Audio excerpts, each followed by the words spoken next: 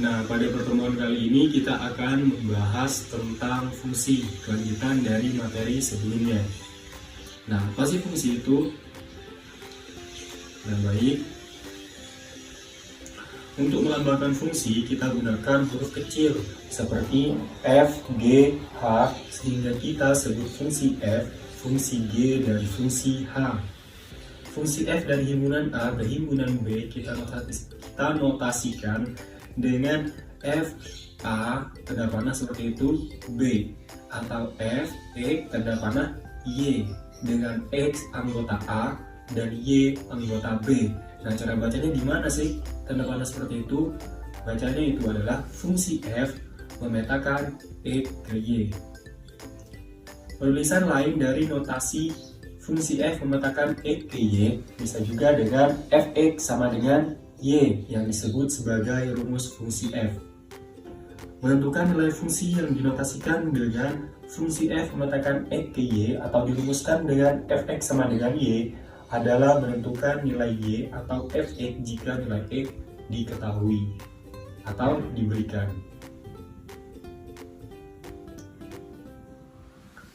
Nah, sekarang kita akan bahas tentang bentuk penyajian fungsi. Nah, ada berapa sih bentuk penyajian fungsi itu? Yang pertama yaitu diagram panah. Terus yang kedua ada diagram kartesius. Yang ketiga ada pasangan berurutan. Yang keempat ada tabel. Dan yang kelima ada persamaan fungsi. Nah, kita langsung masuk ke yang pertama, yaitu diagram panah. Nah, gimana sih diagram panah itu? Nah, diketahui fungsi F dari P sama dengan 1, 2, 3, 4, 5, ke Q sama dengan 1, 2, 3, 4, 5, 6, 7, 8, 9, 10. Relasi yang didefinisikan adalah setengah kali dari. Nah, kita buat diagram panahnya dari fungsi F dari ini. Gimana sih? Nah, kita buat dulu seperti elips gitu ya, dari P dan Q. Jadi 1, 2, 3, 4, 5, 1, 2, 3 sampai 10. Nah, relasinya di sini adalah setengah kali dari. Jadi anggota dari P itu setengah kali dari anggota Q. Dan ingat, setiap anggota P memetakan satu dari anggota Q. Cukup nyatakan satu-satu ya. Jadi 1 setengah kali dari 2, 2 setengah kali dari 4, 3 setengah kali dari 6, dan 4 setengah kali 8, 5 setengah kali dari 10. Seperti itu. Nah, sekarang kita masuk pada diagram kartesius. Apa sih diagram kartesius? Sebenarnya kita diketahui fungsi F dari P sama seperti barusan contohnya, dan relasinya juga setengah kali dari. Nah, kita buat dulu sumbu X dan sumbu Y. Sumbu X di sini kita anggap sebagai P dan sumbu Y adalah Q. Kita masukkan 1, 2, 3, 4, 5. 1, 2, 3, 4, 5, 6, 7, 8, 9, dan 10. Nah, setengah kali dari, jadi 1 setengah kali dari 2, maka dari sumbu X1 kita ke atas sampai ke 2. Nah, titiknya berarti di situ antara 1 dan 2. 2 juga ke 4, 3 ke 6, 4 ke 8, dan 5 ke 10. Jadi seperti itu ya kalau diagram kartesius, gampang kan? Nah, sekarang kita masuk pada pasangan berurutan. Nah, diketahui fungsi F dari P. Nah, sama, contohnya sama, dan definisikan, dan relasi yang didefinisikan juga setengah kali dari. Jadi 1,2, 2,4, 3,6, 4,8, dan 5,10. Jadi ini yang dinamakan dengan pasangan berurutan. Nah, sekarang kita masuk pada tabel. Nah, contohnya juga sama. 1, 2, 3, 4, 5 P-nya, I-nya juga sampai 10, dan relasi yang didefinisikan adalah setengah kali dari. Nah, kita buat tabel X di sini. Jadi X ini kita anggap P. Jadi X ini P, dan Fx ini adalah Q.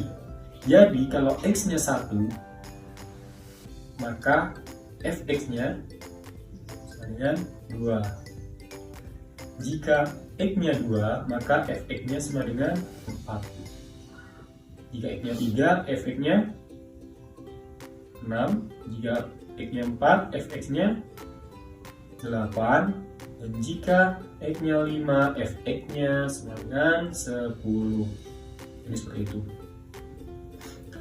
Nah, sekarang yaitu persamaan fungsi. Diketahui fungsi f dari P sama, barusan sama, dan relasi yang didefinisikan adalah setengah kali dari. Nah, untuk menyatakan dengan rumus fungsi, coba perhatikan pola berikut ini dari himpunan pasangan berurutan. Nah, kita lihat pola dari himpunan pasangan berurutan yang barusan, yang nomor 3. Nah, 1,2, 2,4, 3,6, 4,8, dan 5,10. Nah, didapat dari 1,2 itu kita dapat jadi 1,2 kali 1. Dan 2,4, 2,2 kali 2. 3,2 kali 3. Jadi semuanya 2. Dikalikan sama seperti anggota P. 1, 2, 3, 4, 5 gitu. Nah, jika anggota P kita sebut X dan anggota Q kita sebut Y, maka X sama dengan setengah Y. Dari X sama dengan setengah Y, maka kita dapatkan Y sama dengan 2X. Untuk ini bisa ditulis dengan Fx sama dengan 2X untuk setiap X sama dengan P. Jadi, jika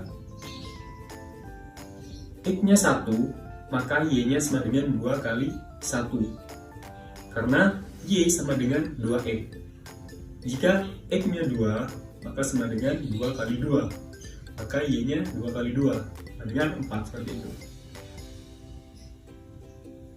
Nah, materi selanjutnya yaitu tentang korespondensi satu-satu yang akan dijelaskan oleh Ibu Bella. Kepadanya, saya persilakan. Baik, terima kasih Pak Rudi. Sekarang kita akan melanjutkan tentang materi korespondensi satu-satu. Nah, apa itu korespondensi satu-satu? Jadi,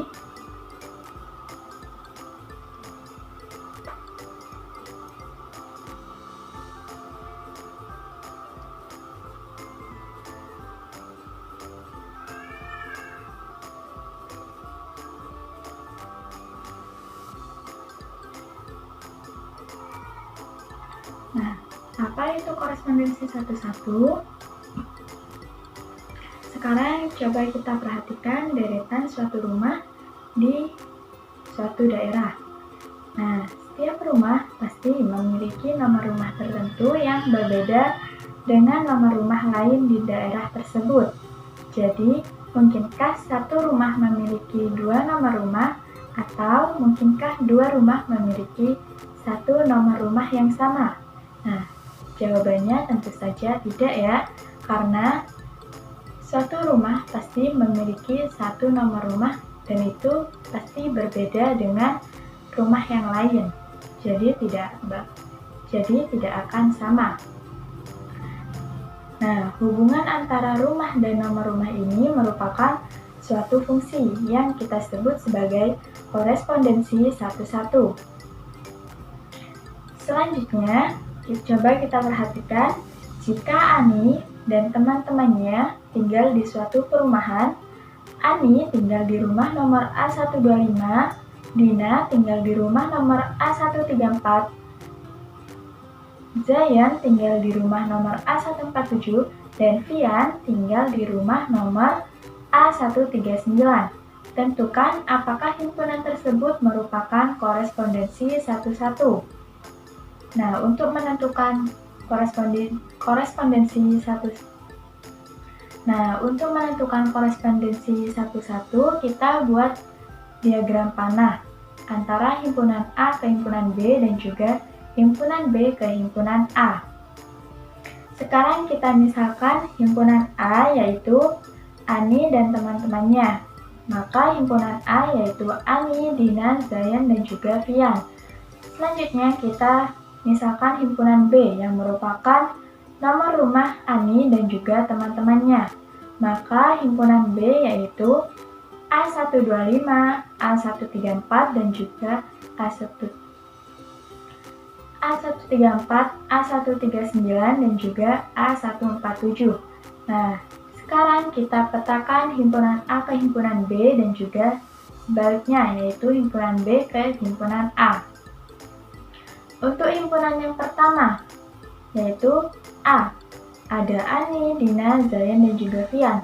Untuk himpunan yang berikutnya ada A125, A134, A139, dan juga A147. Sekarang kita petakan himpunan A ke himpunan B dengan relasi nomor rumah. Nah, Ani memiliki rumah dengan nomor A125, maka kita petakan Ani ke 125. Dina memiliki rumah dengan nomor A134, maka kita petakan Dina ke A134. Berikutnya ada Zayan, kita petakan dengan nomor rumah Zayan yaitu 147, dan Fian kita petakan ke A139. Nah, pada pemetaan ini kita bisa simpulkan bahwa himpunan A memetakan tepat satu anggota di himpunan B. Jadi, ini merupakan fungsi. Untuk berikutnya, kita petakan himpunan B ke himpunan A. Untuk menunjukkan ini merupakan suatu korespondensi satu-satu, maka himpunan B juga harus memetakan tepat satu anggota ke himpunan A. Sekarang kita petakan A125. Karena A125 merupakan nomor rumahnya Ani, maka A125 kita petakan ke Ani. Selanjutnya ada A134. Kita petakan ke Dina, karena A134 merupakan nomor rumah milik Dina. Berikutnya ada A139. Kita petakan ke Fian. Ada A147, kita petakan ke Zayan. Nah, di sini terbukti bahwa himpunan B memetakan tepat satu anggota ke himpunan B, memetakan tepat satu pasangan ke himpunan A. Nah, jadi pada pemetaan pertama dan kedua ini sama-sama memetakan satu pasangan ke himpunan lawan. Jadi pada pemetaan untuk pemetaan pertama dan kedua ini sama-sama memetakan tepat satu pasangan pada anggota himpunan kawan. Jadi ini merupakan korespondensi satu-satu. Nah, selanjutnya ada penjelasan tentang korespondensi satu-satu. Nah, korespondensi satu-satu merupakan fungsi yang memetakan himpunan A ke himpunan B atau sebaliknya dengan tepat satu pasangan. Jadi korespondensi satu-satu itu himpunan A memetakan tepat satu pasangan ke himpunan B. Begitu juga sebaliknya, himpunan B dipetakan tepat satu pasangan ke himpunan A. Nah, untuk menentukan banyaknya korespondensi satu-satu pada suatu himpunan A ke himpunan B tanpa syarat pemetaan bisa kita ketahui dengan rumus NA, yaitu banyaknya anggota di himpunan A sama dengan NB, yaitu banyak anggota di himpunan B, yang kita misalkan dengan N, di mana N ini merupakan N kali N-1 kali N-2 kali N-3 dan seterusnya hingga kali 3 kali 2 dan kali 1. Dan ini merupakan rumus dari faktorial, sehingga banyaknya korespondensi satu-satu yang bisa kita ketahui yaitu rumusnya n faktorial. Nah, selanjutnya pada contoh, yaitu misalkan suatu himpunan A 1, 2, 3 dan D, X, Y, Z. Buktikan bahwa himpunan A dipetakan ke himpunan B merupakan korespondensi satu-satu. Nah, sekarang kita cari berapa banyaknya korespondensi yang bisa kita buat. Nah, untuk menentukannya, kita lihat banyak anggota himpunan A yaitu ada 3 dan banyak anggota himpunan B juga ada 3. Maka, banyaknya korespondensi yang dapat kita buat yaitu 3 faktorial, yang artinya 3 kali 2 kali 1, yaitu 6. Jadi, kita bisa membuat 6 pemetaan dari himpunan A ke himpunan B yang merupakan korespondensi satu-satu. Nah, untuk pemetaannya, sekarang coba perhatikan. Pada pemetaan pertama, kita petakan 1 ke X, 2 ke Y, dan 3 ke Z. Ini merupakan korespondensi satu-satu, karena himpunan A dipetakan tepat satu pasangan ke himpunan B, begitu juga sebaliknya. Jika himpunan B memetakan tepat, begitu juga sebaliknya, yaitu himpunan B dipetakan tepat satu pasangan dengan anggota himpunan A. Untuk yang berikutnya, yaitu 1 dipetakan ke Y, 2 kita petakan ke Z, dan 3 kita petakan ke X. Ini untuk korespondensi satu-satu yang kedua. Untuk yang ketiga, ada 1 kita petakan ke Z, 2 ke X, dan 3 ke Y. Ini juga merupakan korespondensi satu-satu.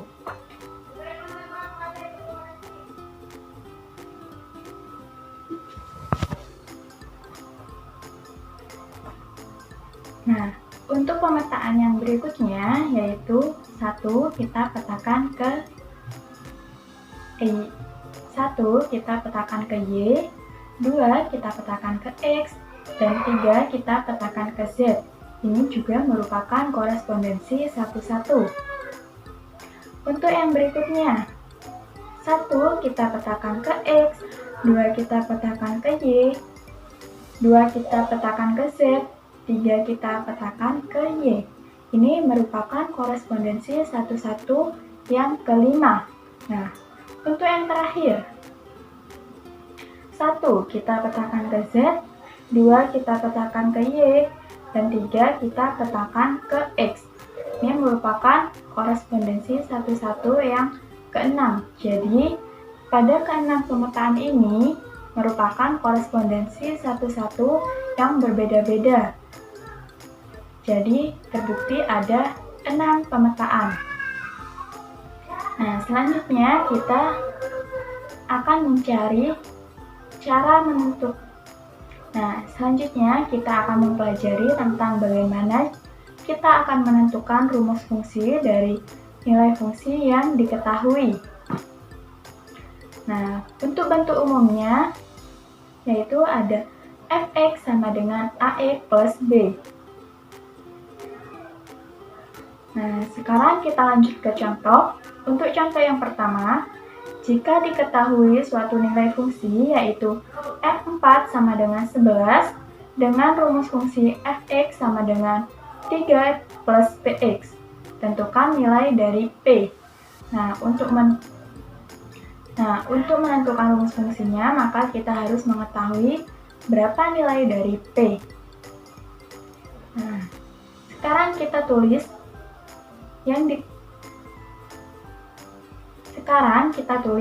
yang kita ketahui yaitu ada f4 sama dengan 11 dan juga rumus fungsinya yaitu fx sama dengan 3 plus px. Kita akan mencari nilai p, maka kita substitusikan nilai dari f4 sama dengan 11 ke bentuk rumus fungsi. Nah, jika kita mensubstitusikan F4, maka kita dapat bahwa F4 sama dengan 3 plus P4, yaitu 11 sama dengan 3 plus P4. Nah, sekarang kita menghilangkan 3 pada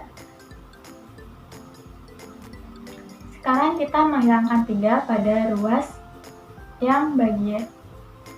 ruas kanan. Nah, sekarang kita menghilangkan 3 pada ruas kiri, sehingga kita dapat bahwa 11 dikurangi 3 sama dengan P4, karena 3 dikurangi 3 sama dengan 0. Nah, 11 dikurangi 3 yaitu 8 sama dengan 4P. Nah, selanjutnya kita akan menghilangkan 4, berarti kita harus mengalihkan 1/4 pada kedua ruas. Jadi hasilnya 8 dikali 1/4 sama dengan 2, dan 4P dikalikan 1/4 sama dengan P. Jadi kita ketahui bahwa nilai P-nya yaitu 2. Nah, untuk contoh berikutnya, jika diketahui suatu nilai fungsi yaitu f negatif 2 sama dengan negatif 4 dan f6 sama dengan 12, maka tentukan rumus fungsi f.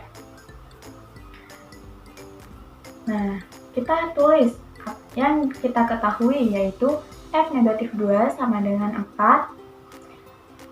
Sekarang kita tulis yang kita ketahui terlebih dahulu, yaitu f negatif 2 sama dengan negatif 4, f6 sama dengan 12. Yang akan kita cari yaitu rumus fungsi dari f. Maka untuk menentukan rumus fungsinya, kita ingat dulu ya bahwa rumus fungsinya yaitu ax plus b. Bahwa rumus fungsinya yaitu fx sama dengan ax plus b. Nah, kita substitusikan kedua nilainya ke bentuk umum, sehingga menjadi f negatif 2 yaitu a kali negatif 2 ditambah b sama dengan negatif 4, maka hasilnya negatif 2a ditambah b sama dengan negatif 4. Selanjutnya untuk nilai f6 yaitu a kali 6 ditambah b sama dengan 12, sehingga menjadi 6a ditambah b sama dengan 12. Sekarang kita mempunyai dua bentuk umum rumus fungsi. Nah, selanjutnya kita menggunakan metode eliminasi. Jadi pada metode ini, untuk mencari salah satu variabel, maka kita harus menghilangkan variabel lain. Di sini ada variabel A dan juga variabel B, sehingga kita untuk mencari nilai A, maka kita perlu menghilangkan B. Caranya yaitu kita lihat pada rumus fungsi yang pertama ada B, dan juga rumus fungsi kedua ada B. Sehingga untuk menghilangkan B, kita perlu mengurangi rumus fungsi yang pertama dikurangi rumus fungsi yang kedua. Sehingga kita dapatkan yaitu negatif 2A dikurangi 6A hasilnya negatif 8A. Dan negatif 4 dikurangi 12 hasilnya adalah negatif 16. Nah, sekarang kita menghilangkan negatif 8 yang merupakan koefisien dari A. Untuk menghilangkan negatif 8, kita perlu mengalihkan dengan negatif 1/8 pada kedua ruas. Jadi hasilnya yaitu A sama dengan 2. Sekarang kita mempunyai nilai A yaitu 2. Nah, sekarang kita mencari nilai B, yaitu dengan cara kita mensubstitusikan nilai A ke salah satu persamaan. Kita menggunakan persamaan yang pertama, yaitu negatif 2A ditambah B sama dengan negatif 4. Kita substitusikan sehingga menjadi negatif 2 dikali 2 ditambah B sama dengan negatif 4. Maka hasilnya negatif 4 ditambah B sama dengan negatif 4. Nah, kita menghilangkan negatif 4 pada ruas kanan, sehingga kita harus menambah dengan 4. Jadi kedua ruas harus ditambah 4. Sehingga hasilnya yaitu B sama dengan 0. Nah, sehingga bisa kita simpulkan, kita sekarang mempunyai A yaitu 2 dan juga B yaitu 0. Kita substitusikan ke bentuk umum rumus fungsi yaitu fx sama dengan ax plus b. Sehingga menjadi fx sama dengan 2x plus 0. Nah, ini merupakan rumus fungsinya. Sampai sini sudah paham ya?